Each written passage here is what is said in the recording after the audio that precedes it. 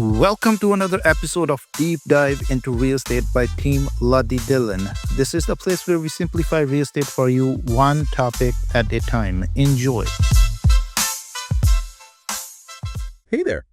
So, sounds like you're thinking about selling your place. Yeah, it's a big decision, huh? Huge.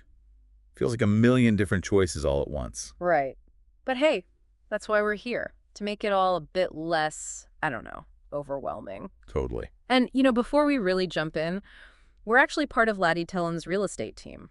We're all about giving folks the info they need to make smart moves, especially in the Peel region, whether they want to buy, sell, that whole real estate thing. Exactly. Laddie's been a pro in Brampton, Caledon, and Mississauga since way back in 2007. He's seen a lot of changes, that's for sure. So think of this deep dive as your cheat sheet, like how to sell your house and really do it right. We're going to cover everything, getting your house ready, figuring out the marketing, even those, tough negotiation moments. Speaking of the market, you wouldn't believe this, but in 2024, 86% of sellers used real estate agents. Wow, that's a lot. Right. But then there's this other group, 10% of them, they just went for it themselves, totally solo. Interesting. We're going to break down all the different options so you can find what really works for you. But first, let's zoom out a little bit, get a sense of, what's going on out there in the real estate world right now?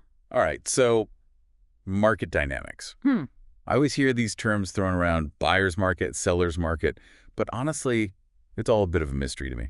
I get it. Think of it like this. Seller's market, it's like a dance floor, but there's way more people than space. Okay, so like more buyers than houses. Exactly. Gives the sellers the edge, right. They can often set higher prices, houses sell faster, because everyone's trying to snag what's available. Gotcha. So then a buyer's market is like, the opposite. Yep. More space on the dance floor, fewer dancers. In real estate terms, plenty of homes for sale, but not as many folks looking to buy. Buyers have more power, they can be a bit pickier, maybe even score a better deal. Makes sense. Yeah. So knowing what kind of market we're in, that's got to be the first step, right? Huge. Helps you set realistic goals, understand what you're dealing with. But there's a catch. National trends, sure they matter, but what's really key is understanding your local market. What's hot in California might not be the same story here in the Peel region. Right. It's all about the local scene. So fill us in. What's the deal with the Peel region these days? All right, so looking at Zillow's research, the Peel region has actually seen a nice bump in home values over the past year. And the time it takes for a house to sell, that's actually getting shorter. Seems like things are moving pretty quickly. So if you're selling in Peel region, you're in a good spot then. Could be. But remember, every neighborhood is different. You got to zoom in even closer to your specific street to really understand what's going on. No generalizations when it comes to our homes, right? Exactly. And hey, if you're curious about what the future holds, Zillow has this cool tool, the Home Value Forecast Report. Uses all sorts of fancy data to try to predict the market. Like a crystal ball for houses. Kind of. All right. So let's say you've done your research, you get the market, and you're ready to sell. What are your options? Yeah, let's talk choices. You've got a few paths you can take, each with its own pros and cons, of course. The most popular, working with a real estate agent, also called a listing agent. Remember that stat we mentioned? 86% went that route in 2024. That's a pretty clear majority. There must be some good reasons for that. There are. They're the experts, right? They handle pretty much everything. Pricing, marketing, showings, all those negotiations, and of course, the paperwork. Think of them like your guide through the crazy world of real estate. Okay, I'm seeing the appeal. Sounds like they could save you a lot of time and stress, probably even money in the long run. But expertise comes at a cost, doesn't it? Of course. Agents work on commission, usually a percentage of the sale price. But here's the thing. They only get paid when your house sells. So their success is tied to yours. Got it. Now, what about those folks who decide to go it alone? The for sale by owner, the FSBO crowd? Yes, the adventurers. It's definitely a more hands-on approach, but can be rewarding, for the right person. You're the boss, you make all the calls, and you keep all the profits. Sounds tempting. But what's the catch? There's got to be a downside. Well, let's just say it's not for everyone. You're responsible for everything. Pricing, marketing, the showings, negotiations, all the paperwork. You got to be organized, resourceful, and really comfortable wearing a lot of hats. And probably need a good grasp of real estate law. Right, absolutely. Do your research, understand the risks, maybe even talk to a real estate attorney if you have any questions. So FSBO, it's an option, but definitely requires some dedication, knowledge, and a bit of a DIY spirit. Yeah. Now, there's one more option we haven't talked about, the instant buyer route. Ah, yes, the instant buyer. It's like the express lane of home selling. Ooh, I like the sound of that. Tell me more. These companies, they'll give you a cash offer, usually within like a day or two, and they can close super fast, sometimes in a matter of days. Wow, that's incredibly fast. No waiting around for loans or dealing with endless back and forth. But there's got to be a trade-off somewhere, right? You might not get the absolute top dollar for your house. They often offer a little below market value since they're taking on the risk of reselling it. So it's all about weighing your priorities. Speed and convenience versus getting the most profit. Exactly. And remember, there's no one right answer. The best option depends on your situation, your goals, and how comfortable you are with the whole process. And if you're in the Peel region and feeling a bit overwhelmed, remember, Laddie Dillon's team is here to help. Absolutely. We can guide you, support you, whatever path you choose. Perfect. We've covered a lot in this first part, from market dynamics to all those different ways to sell. But before we move on to actually getting your house ready, let's take a quick pause. Yeah, time for a mental break. What stood out to you so far? Any new insights? I'm curious what's resonating with you. We'll pick up right where we left off in part 2, so hold on to those thoughts. All right, welcome back. Hope you had a chance to digest all that info from the first part. I know I did. Learned a lot about the different ways to sell, and that whole local market thing, really important. Definitely.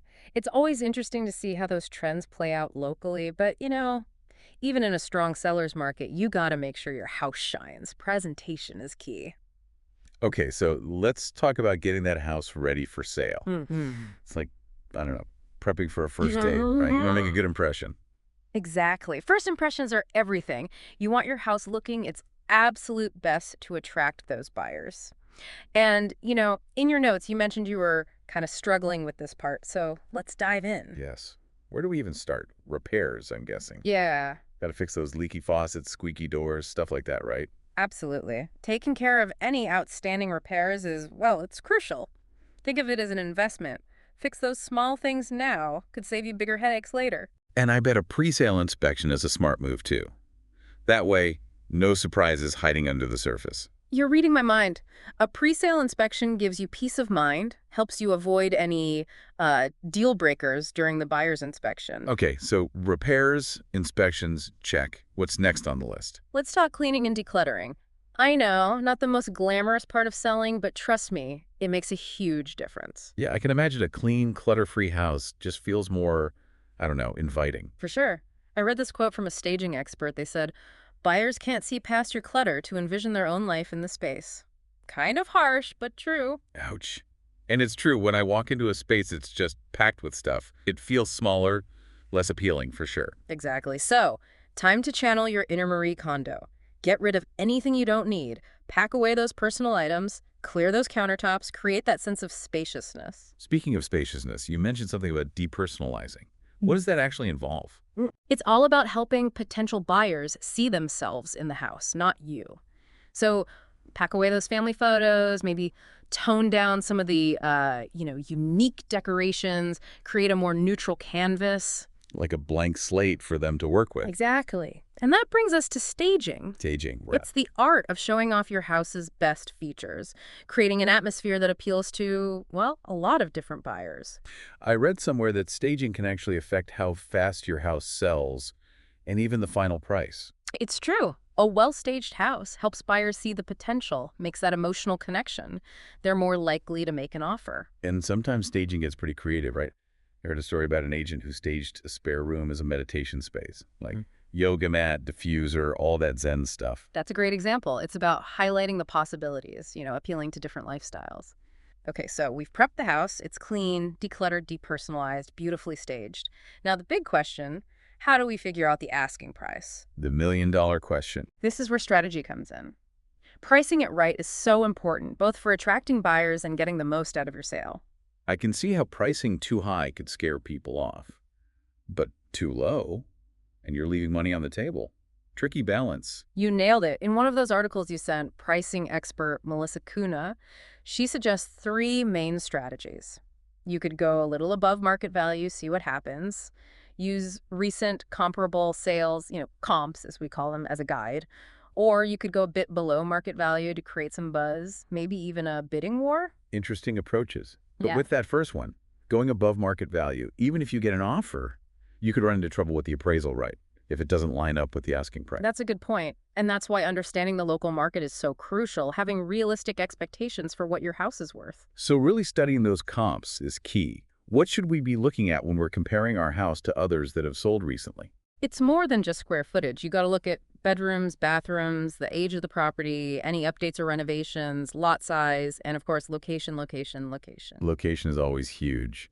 And speaking of avoiding surprises, what about getting a pre-sale appraisal? Wouldn't that give us a more accurate idea of the value up front? Definitely worth considering. A pre-sale appraisal can help you set that realistic asking price, maybe avoid some hiccups down the road when the buyer's trying to get financing. Okay, so pricing strategy set. Time to spread the word, get that house out there right. Marketing time. Marketing magic time. And this was something you were really curious about in your notes, so let's get into it. Yes, got to reach the right buyers, showcase the house in the best light. What are our options? Well, if you're working with an agent, they'll handle most of the marketing. They'll list your house on the MLS, the multiple listing service. It's this huge database that connects agents and potential buyers, like the ultimate online marketplace for homes. Sounds pretty comprehensive. But what if we're doing the FSBO thing? How do we get our listing out there? There are still ways. You mentioned forsalebuyowner.com. That's a great platform specifically for FSBO sellers. Gets a ton of traffic. And social media is going to be huge these days, right? Absolutely. Facebook, Instagram, even those neighborhood groups online, they can all be great for spreading the word. Okay, so we're online, we're posting, but how do we stand out? I imagine good photos are crucial. You're right. Professional photos are a must. They capture the beauty of your house in a way that, well, your phone just can't. And those descriptions, any tips for writing something that really grabs attention? This is where you got to be a storyteller. Highlight what makes your house unique. Describe that spacious kitchen, perfect for parties, the cozy fireplace, ideal for cold nights, the amazing backyard, an entertainer's dream. Paint a picture with words, make them feel like they're already living there. What about video tours? Those seem to be getting popular. They are. Video tours give potential buyers that virtual walkthrough. Really shows off the flow of the space. And let's not forget the classics, the for sale sign. Flyers, open houses. Might seem old school, but they can still be effective, right? Absolutely. Especially that for sale sign. It's like a beacon announcing to everyone that your house is ready for a new owner. Okay, so marketing magic's done. Buyers are interested. They want to see the house in person. Showtime. Time to roll out the red carpet. Welcome back for the final part of our deep dive into selling your house. We've covered a lot of ground, from the market to getting your house ready and all that marketing stuff. And we've tackled some of those tricky questions about showings and negotiations. Right. Quite a journey. But we're in the home stretch now. Let's talk about the closing process. Okay, the closing. So I'm picturing piles of paperwork, finally handing over the keys, that kind of thing. Yeah, pretty much. It's like the grand finale where everything comes together. The ownership officially transfers from seller to buyer. So walk us through it. What happens first? Usually the buyer will do a final walkthrough. So they can double check everything's how they expect it, based on the inspection and all that. Exactly. Make sure any agreed upon repairs were done. No surprises. Makes sense. And then comes the, the paperwork, right? The dreaded paperwork. There are definitely some documents involved. But don't worry, you'll have your agent, maybe an attorney, the title company. They'll all be there to guide you and make sure everything's in order. Okay, good to know. So what kind of documents are we talking about? Well, the big one is the deed. That's the official transfer of ownership. Wow, the deed. That's a big one. It is. That's the proof they own the property. Then there's stuff related to the mortgage, any disclosures, legal things like that. It's a little overwhelming. It can be, Uh. but that's why having those professionals on your side is so crucial. They make sure all the Ds are crossed and I's are dotted. And speaking of trusted teams, got to mention Laddie Dillon and his team again. They really are the experts here in the Peel region. For sure. Buying, selling, investing, they can guide you through it all. So if you're feeling lost or overwhelmed, give Laddie a call. 905-598-0725. Now back to that closing table. Once all the papers are signed, everything's finalized, comes the fun part, the money exchange. The moment we've all been waiting for. Buyer brings the funds, seller gets the proceeds. Bittersweet, right? Exciting to move on, but probably some memories tied to that house too. definitely mixed emotions. But hey, it also means you did it. You navigated this whole crazy process from market research to prepping and marketing, negotiating, and now closing. That's definitely worth celebrating. So how long does this whole closing thing usually take? Usually about 30 to 45 days, give or take. Wow, not exactly a quick process. Right, there are lots of moving parts, things can get delayed. But once it's done, you can finally breathe a sigh of relief. Well, I think we've given our listeners a ton of info about selling their house. What do you think? I think so. We covered pretty much everything, from those big market trends to the little details getting the house ready, pricing, marketing, negotiating, and closing the deal. We tackled the tough questions, shared some insider tips, hopefully made the whole thing seem a bit less scary. Remember, when it comes to real estate, knowledge is power. And if you need help, Laddie Dillon and his team are here for you in the Peel region. Just a phone call away, 905-598-0725. So one final thought. You've learned so much about selling, but ultimately, trust your gut. Make the decisions that feel right for you. It's your journey, your house, your future. Happy selling, everyone. Don't forget to subscribe to our channel. We will be back with something new and something interesting.